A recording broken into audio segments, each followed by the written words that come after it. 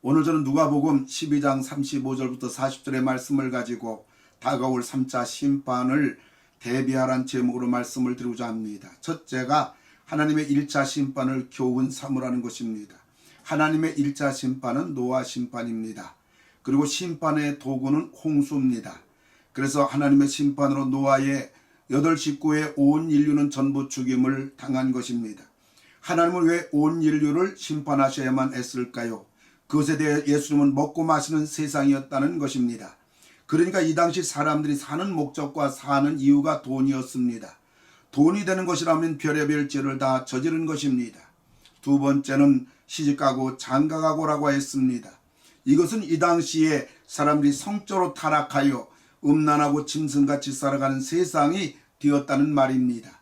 두 번째로 하나님의 2차 심판에서 생존의 전략을 세우라는 것입니다.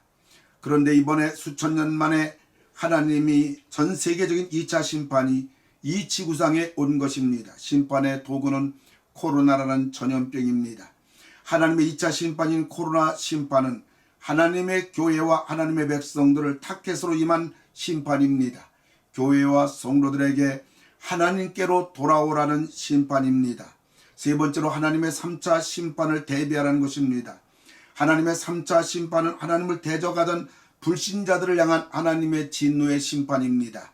하나님께서 이 3차 심판을 사용하실 때 사용하는 도구는 계시록에 나오는 종기 심판으로 예상이 됩니다. 하나님의 3차 심판의 참상은 지옥을 방불케 하는 심판입니다. 그리고 하나님의 3차 심판이 되면 세상 정부와 사람들은 우리의 신앙과 교회를 지금보다 수십 배 더 무섭게 핍박할 것입니다. 네 번째, 하나님의 4차 심판을 소망하라는 것입니다. 4차 심판은 예수님이 재림하는 것입니다. 그래서 우리들은 모두 휴거가 되어서 공중에서 우리 주님을 만나게 될 것입니다. 그리고 천국에 가게 될 것입니다.